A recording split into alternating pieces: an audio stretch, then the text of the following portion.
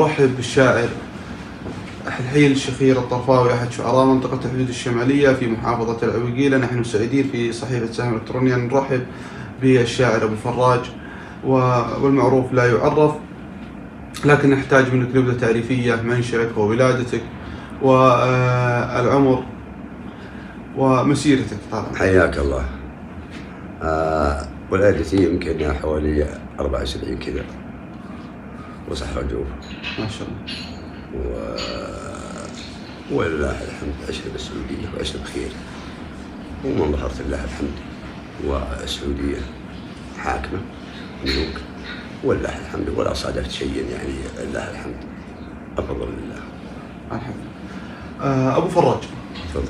نبدأ يعني بأحد قصائدك التي شاركت اليوم فيها في فعاليات عيد الفطر المبارك التي أقيم في ساحة برج المياه بمدينة عرعر، التي كانت وطنية بداية تتوقع يا موطني. نعم. أو نبي بس نسمع هالقصيدة من طال عمرك. نعم. موطني يا موطن العز يا دار السعود، وكل دار طيبها ممحول رجالها. موطني في هالحرم ما يوصف له وجود كامله، والكامل الله زين حالها. موطني مهبط وحي ما يجي فيها الحسود، وراية التوحيد ترفع بعال جبالها. نحمد الله كل عام بعد عام تزود، وكم دولة تطلب العون من أموالها. يوم جاء إمام الإسلام لبسها ورود، قال بإذن الله هذه لنا وحنا لها. ثم طوعها بسيفه وحط لها حدود، ما حد يقدر على حدودها ينالها. بحد سيفه لا ضرب تخضع رقب الأسود، وكم نفس من هواته جنى زوالها. ساعة ينشف بها الريز من بين الغود، وساعة فيها المراضيع تنسى عيالها. لا بطش الفارس طول عمره ما يعود، وكم قوم من طامعه والطمع من مالها. والسعود ملوكها ضد حيال وحقود، والسعود ملوكها اللي يتعدى افعالها. تابعين سيرة العود من دور الجدود، جنة الفردوس يسكن في ظلالها. يالله اني طالبك يا رحوم ويا ودود، رب عز ملوكنا رب تصلح حالها. والملك سلمان عز الوطن سور الحدود، عز للاسلام سلمان مربى جالها. شعبها واحد ولا حد على ثاني يزود، ولا الوطن والشعب من هو يسوي مثالها. لا الوطن والشعب من هو يسوي مثالها. يا ولي العهد ضرغام عريب الجدود، الحمولة السايدة فوق متن الشالها. يا ولي العهد ضرغام عريب الجدود، والحمولة السايدة فوق متن الشالها، فوق متن الشالها. صاحب الروية محمد على غيره يزود، صاحب الروية محمد على غيره يزود. الشجاعة والسياسة الشرف فنجالها. أنتم الليلة فزعتوا تبلون الكبود، وأنتم الليلة فزعتوا تبلون الكبود. عز للجيران ترتاح في ظلالها. صراحة ما شاء الله قصيدة جزلة من شاعر جزل، ونشكر صراحة حكامنا وأولاة أمورنا على هذه النعمة والأمن والأمان. الحمد لله الحمد لله الحمد لله. ما شاء الله. يعني هذه القصيدة اليوم في هذا المهرجان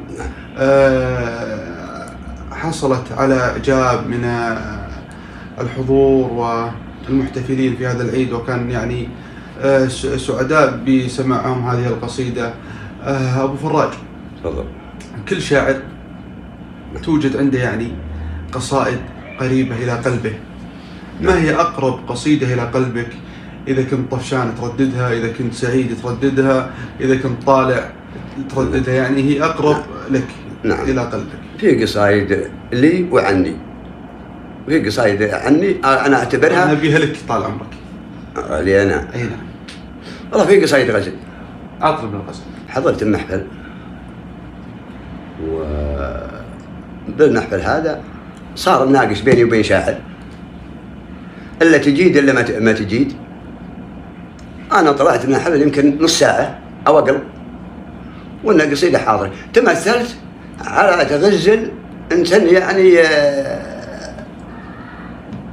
يعني تني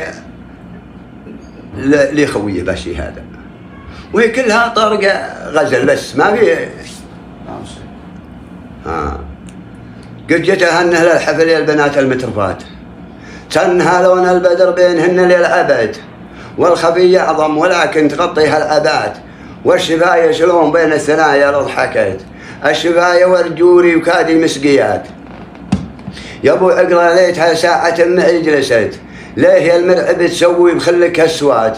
يا سخيف الروح والله أصواتك ما جرت، الشعر خمري وفيها وصوف من المهات، الله أكبر قلت هذه من العرش نزلت، يا زهر نوار يستيه نوى المرزمات، ريهجان الماء غدا عشبها لين أزهرت، لا تلومون المولع بحب الغاويات، كم عين من هواهن يا أبو عقلة سهرت.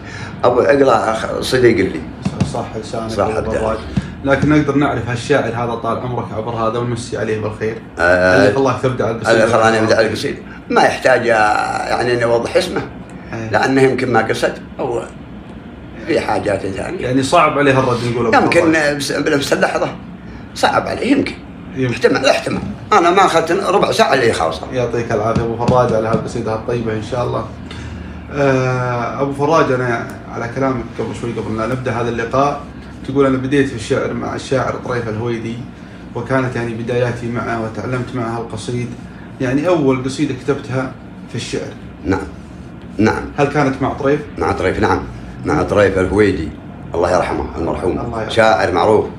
نبي القصيدة هذه طالعة. أنا كنت صغير وهو طبعا خالي طريف الهويدي، أرسل لي قصيدة عاد أنا حافظ منها مدري كم بيت، يقول يا راس من فوق درج المحاحيل يصيح سر المروحة من فحيحة، منجب مني نحر يمح الحيل يم الصبي اللي جذبني مديحة، قلبي غدم بلابسات الخلاخيل والرجل يمك كل يوم من مشيحة. هذا والله اللي يجيد من قصيدة طريف وأطول من ذلك.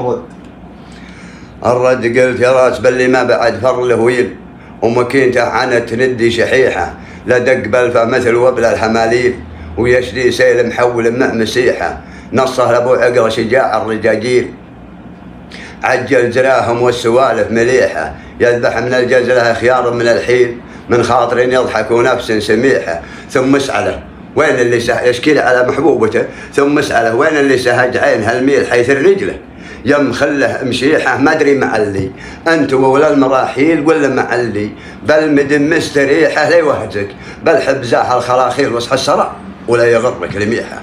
صح وسلامتكم. لكن على يعني خبرتي البسيطه طال عمرك او معرفتي في الشعر، يعني هذه تعتبر قصيده، يعني الرجال يعني ممارس في الشعر 30 سنه ما هي اول قصيده. هذه اول قصيده.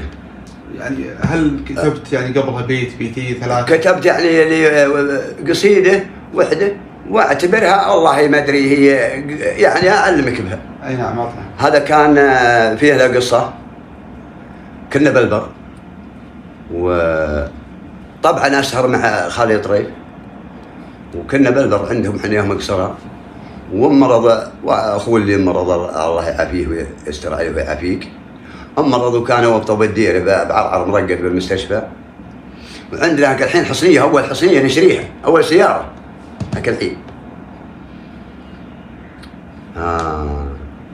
فأنا قصت قصيدة ما والله أنا أعتبرها ما هي عادة بها بيوت، لكن أعتبرها ما هي القوية. يقول لك سلمان وركب فوق من يقطع الدار، ألف تصل لي أنا همته يزودي، شيك لها الموضبط الزيت بعيار وصرفية الديزل تراها تزود وقدام كمبيرات تشر بالاخطار قدام وجهك مثل نوع شهودي هفوا وقفوا وما ادري ليه وش صار وعزي الحالي طولوا بردودي وقلتاه من قلب تظل هبها النار وبقصى ضميري طبعا اني الهودي والله هذا اللي انا حافظ منها. صح لسانك. لكن هذه اول وحده. المكان اللي بديته في كتابة القصيدة هذه أول وحدة. أول وحدة. وين المكان هذا اللي هذا هو يعني ونبعت فيه هذا الشعر ما شاء الله العملاق. بعقرة هويدي. بعقرة هويدي. بعقرة هويدي حنا كنا بعقرة هويدي بالفاك. كنا بالعقرة. نرجع إلى سؤال آخر أخوي أبو فراج، هل تحاورت مع أحد الشعراء من زملائك الشعراء؟ تردينا رديات. من الشاعر؟ الشاعر الله يرحمه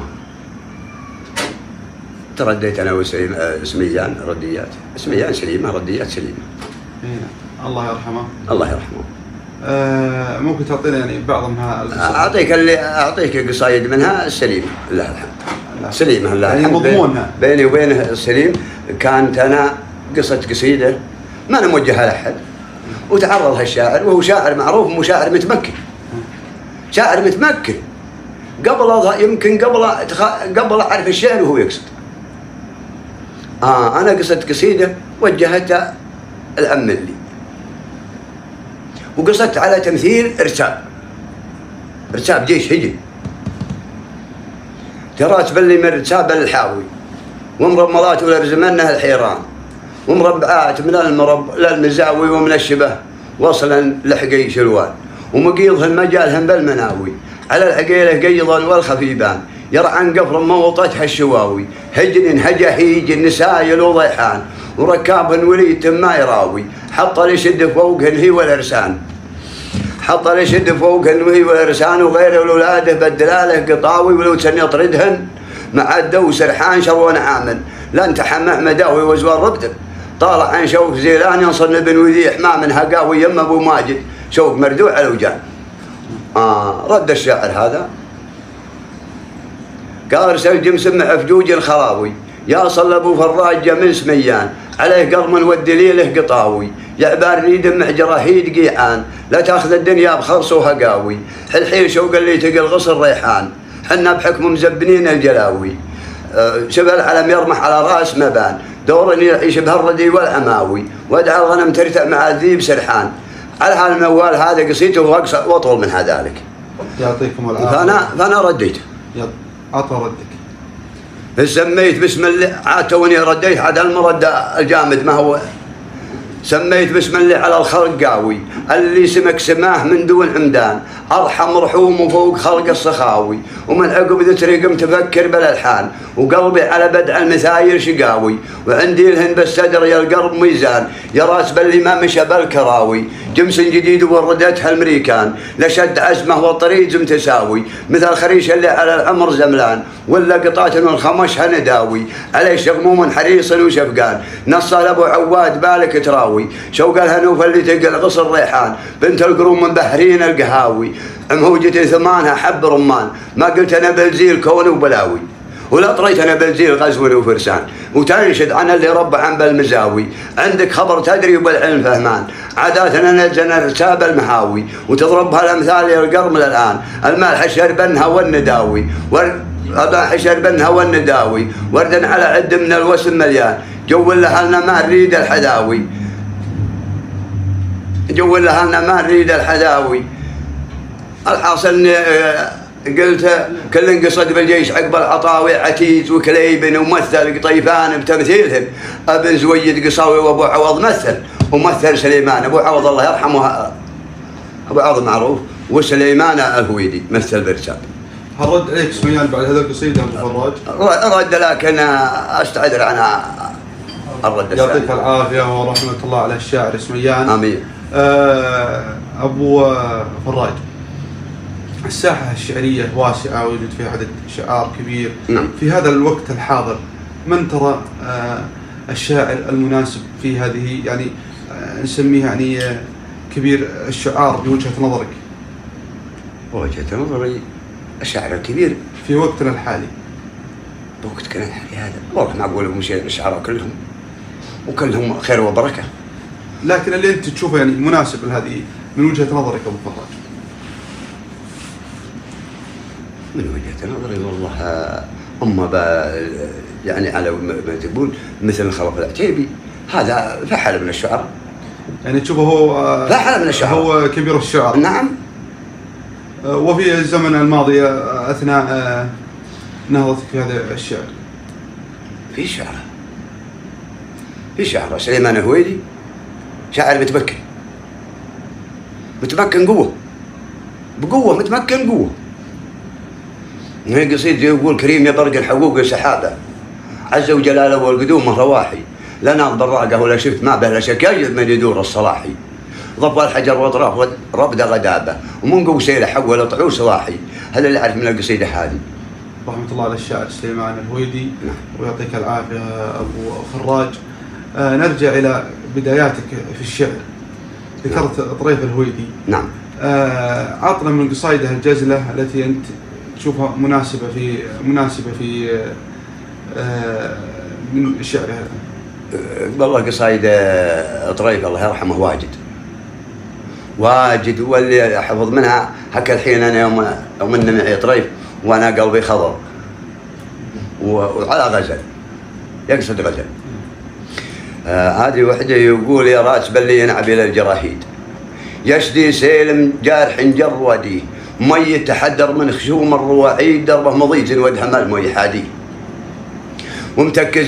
ومتكز مقرقعتها الكواديد ومتكز يمشي على فكر راعي ناصر عليها اللي زمدونها الحيد ويا حميد غرون يشل على القلب طاريه متى صل يا حميد متى صل واعطيك انا كل ما تريد يا حميد ما جاني وانا ما اقدر اجيه وملامني يا حميد ما له مجاويد عساه من ربه تقطع عراوي. هذا اللي يجي من القصيده. صح ساعة رحمة الله شاعر. أنت تقول أنا قريب للشاعر طريف ويكون خالق الشاعر طريف في بداية هذا اللقاء. نعم. في قصيدة طريف مشهورة اللي يقول بس عرفت باجن بالله ولي المجاديري. نعم اللي بقصتها وهل هي يعني بسبب وفاة حبيبته وكتب هذه القصيدة ونبي يعني إذا أنت يعني ما دام قريب لهذا الرجل يعني نبي القصة والقصيدة طال عمرك. القصة طال عمرك قصة طريف له حبيبه وفعل له حبيبه وعيا أهلها عيوا عليها وعلى ما قال الملح والبارود هم طريف حاول وفعلا ملسوا لها على واحد مات بيه واكثر الناس اغلب الناس كلام الناس انهم يقولون ماتت قهر سمعت ماتت قهر وبعدين جوها من الناس قالت ساعة يوم انها غرغرة الموت قالت سامحي قالت ما انا مسامحة عاد واليها ما نحتاج النيابة. نعم نبي القصيدة. القصيدة يقول بعدين بالله ولي المجاديري يا رفيع البيت يمدير الاكوان يطال به يسمح دروب المعاسير الى صبط يعمر بجنه غفراني. بعدين بالله ولي المجادير يا رفيع البيت يمدير الاكوان يطال به يسمح دروب المعاسير الى لواء يصفط بجنه غفراني من ذكر لي بكرة يا مداوير يبختت من يمتي والقمر ثاني بكرة الوضحى زهت معمغاتيري تصطفز عند المدوه بجرساني حن قلبي حن خلج على ضيري حن قلبي حن خلج على ضيري يزعجن الصوت من عقب حيراني سنوا بسط صدورهن الزماميري وكل ما قالن نجيبه بالالحاني راس بلي سنها وهافة الطير من عرامي سنضا الناس شقراني. هذا اللي نجيد من القصيدة. يعطيك العافية وصح لسان الشاعر ورحمه الله يا طريف. نرجع إلى مسيرة أبو فراج. نعم. يعطيك العافية أبو فراج على هذه المسيرة. نبي قصايد من قصايدك طال عمرك انتشرت في المجالس في محافظة العويقيلة عرفت بين الشباب وجميع فئات المجتمع في محافظة العويقيلة. هل توجد لك أبيات أو قصيدة اشتهرت أو تداولت عبر أهالي محافظة العويقيلة ومنطقة الحدود الشمالية؟ نعم في لي قصايد اشتهرت واشتهر لي شيلات واشتهر لي قصايد والشيلات معروفات يمكن ما ادري يحتاج يتعدى وما يحتاج يتعدى. نطلع القصيدة هذه قصيدتها صارت منافسة بيني وبين شعار منافسة بيني وبين شعار على حفل شفت وكل يجيد ما عنده يبي توصل لأعلى من الخوية ترى ما فيها شيء الناس توصل لأعلى منافسة شريف. اي نعم منافسة شريف ما فيها بس كل جاب قصيدة وكل يبي يطلع على خويه وكل وده انه على خويه يفوز. المهم التجيب قلت القصيدة هذه قلت التجيب الولي عن كل زله وظنه رب لني دخيلك يا منجي دخيله يا معيش انما اللي بالوطى سيبنا لا بغيت المثايل جبتنا المستحيله التجيب الولي عن كل زله وظن رب لني دخيلك يا منجي دخيله يا معيش انما اللي بالوطى سيبنا لا بغيت المثايل جبتنا المستحيله هازنا بالصدر من قبل ما يظهر لنا واسمعوا قول شاعر ما تخبط بجيله من كلمة وسط الحشا مستكنة وكل جيل بلا معناه وش هو دليله من كلمة وسط الحشا مستكنة وكل جيل بلا معناه وش هو دليله يوم زمن المحامل للحمولة قلطنا قلت بيتين بالمعنى يا صحبة حليله درتهم بالفكر لحين ركبتهن ومن زعل من كلامي يشرب الحمض ليله. ألف مبروك عرسك يا سلامة تهنى، ألف مبروك عرسك يا سلامة تهنى بحفلة بن وذي حلقاف مني ليشيله بحفلة العز. رايات الفرح يرفع عنا مرحبا يا هلا بالحفل واللي يجي له بحفلة مرحبا يا هلا بالحفل واللي يجي. يا ابو صلاح ورد والعلم عنا يا الحصان الاصيل ومن سلايا الاصيله. جدك الليل هالخفرات جدك الليل هالخفرات كل تمنى وكم خفره تمنى لانها حليله والدقيس قصدت وامثالها يشهد ان بالوذي حق صدت والكل يشهد بزيله. صح الله يسعدك. جزاك قصيده مبدعه وجزء طال عمرك. عسى فزت فيها فازت لها الحين وهي الحمد لله مشهوره ما شاء الله عليها. ابو فراج الحين يعني نسمع في بعض المجالس عن الشعراء التي يبيعون قصائدهم، وش منظورك في هذه الناحيه؟ والله شوف اما بيع القصيد هذا حكي، والقصيد بيعه والله اني ما بيعه لو اشحذ بالشعر. هل في شعراء يعني تؤيد الشعراء الذي يبيعون قصائدهم؟ لا حكي. ليه جيتك تبي تقصد لي؟ ليه ابيعك؟ قلت يا اخونا ابي قصيده منك، ليش ابيعها عليك؟ وهو حكي ما بلا شيء. يعني ما انت مؤيد ابو فراج هالمسألة؟ لا المسألة هذه لا. وهل ترى يعني في شعار يبيعون قصايدهم ابو فراج؟ ممكن. هل واجهت؟ ممكن ما يحتاج ان يشهر اسمائهم او يعد اسمائهم. يعني في ابو فراج يقول ان في مجتمعنا شعار يبيعون قصايدهم. نعم. يعطيك العافيه اخوي ابو فراج. وهم بعدين ما يغصبون احد، يقولون لك اللي يبي بهالقد نعطيك. يعني ما هو اخر قصيده كتبتها ابو فراج؟ اخر قصيده كتبتها اللي انا عديت قبل شوي اللي كانت في الحفل. نعم. نحتاج منك ابو فراج كلمه توجهها الى من تحب واصدقائك واهلك الذي يوجد منهم شعراء، وتنصحهم يعني في الشعر وان يسلكون يعني الطريق الصحيح. نعم انصح الشباب اللي يقصدون والشعراء جميعا، انصحهم بالقصيده السليم الجزل مع هذا شيء ماشي. قصيده الجزل المحبوبه اللي كل يحبه، وانصحهم بتثقيل القصيده شوي احسن. كل ما زانت القصيده او بيوت نادره او شيء نادر هذا يكون للقصيده. يعطيك العافيه اخوي ابو فراج، تشرفنا فيك في هذا اللقاء المبارك. كان معك اخوكم مشعل الهويدي من صحيفه سهم الالكترونيه، ونحن سعيدين طال عمرك. يعطيك العافيه. الله يعطيك العافيه ويستر عليك والله يسلمك ويعافيك. جزاك خير ابو فراج. اي والله. ان شاء الله نلتقي في لقاء قريب ان شاء الله.